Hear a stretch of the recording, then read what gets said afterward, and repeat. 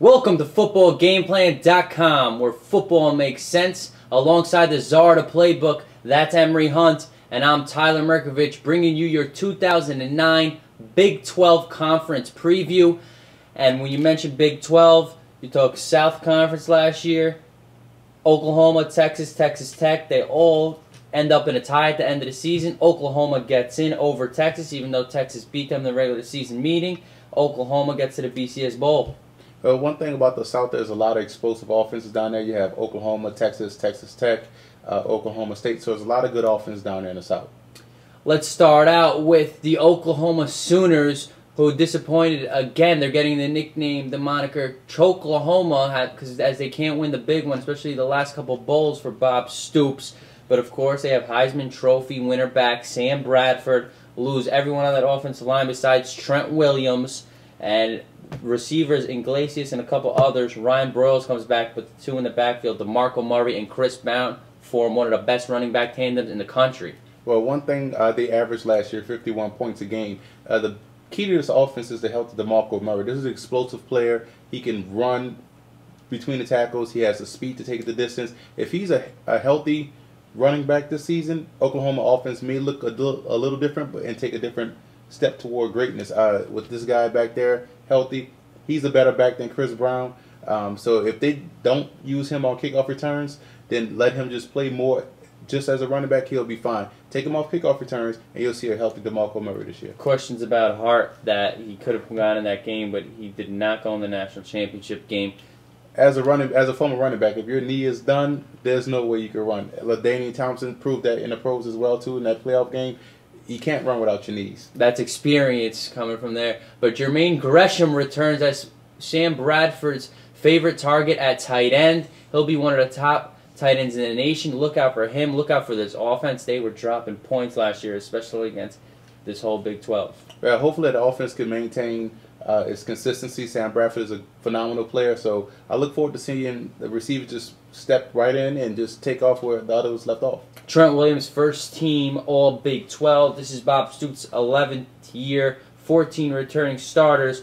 Most of that on defense. Gerald McCoy, second team All-American, and they had injuries last year. Ryan Reynolds, who ended the year on the DL, he's a big part of the defense, and Travis Lewis, who is defensive Big 12 Rookie of the Year. One thing, they do return 9 starters on that defense. Defense gave up a lot of points last season. The linebackers, to me, are a strength of this team. You got Ryan Reynolds, Keenan Clayton. So I think their linebackers are solid.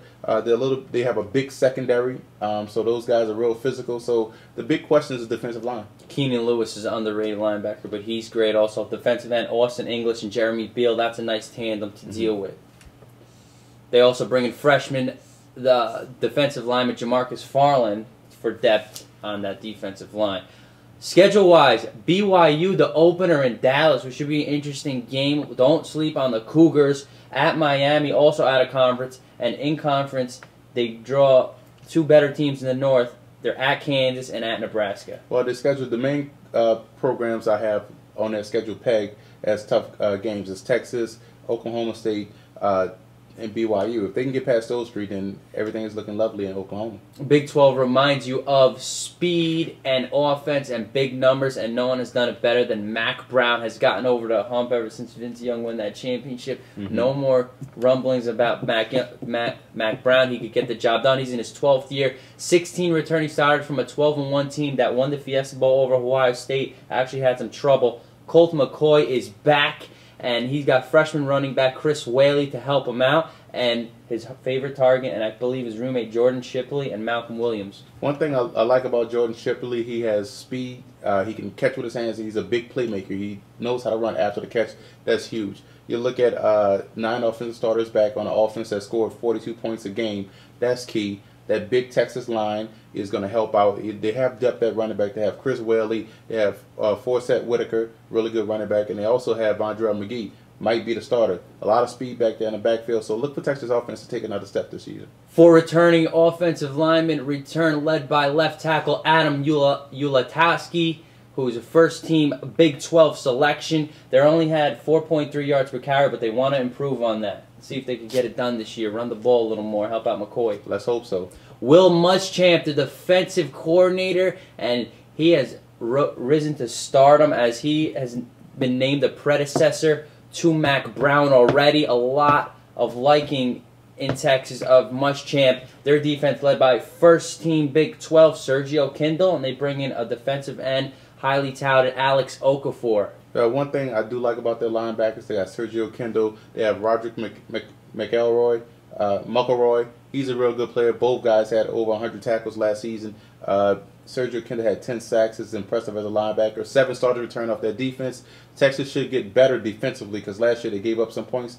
The secondary was a big question, but I like the fact that they bring in that true freshman Alex Okafor at the end. Because they lose 2 key cogs. Brian Arakpo, of course, first-round pick for the Washington Redskins, and Roy Miller, who was also a key player. Secondary, led by Dion Beasley and Earl Thomas, their safety. Yeah, they have to improve in that secondary. Secondary used to get beat a lot deep. That's not usual for Texas secondary, but they need to improve.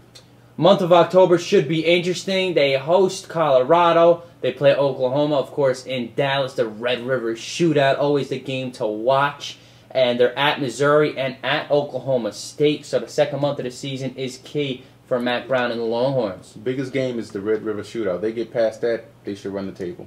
Big year for Colt McCoy. Can he get the job done? And let's go north to Stillwater, Oklahoma State, led by Mike Gundy, of course. I'm 40, I'm a man! That's him. Zach Robinson, the quarterback, he leads the way. Des Bryant is back, the receiver. I apologize on behalf of my colleague. He's a little amped up this morning. But speaking of Oklahoma State, I do love Kendall Hunter. Explosive running back, might be the best running back in the nation. He should be a high NFL draft pick, 1,500 yards last season. Zach Robinson is a leader of that team. He's been consistent the last 2 years. I like him as a quarterback.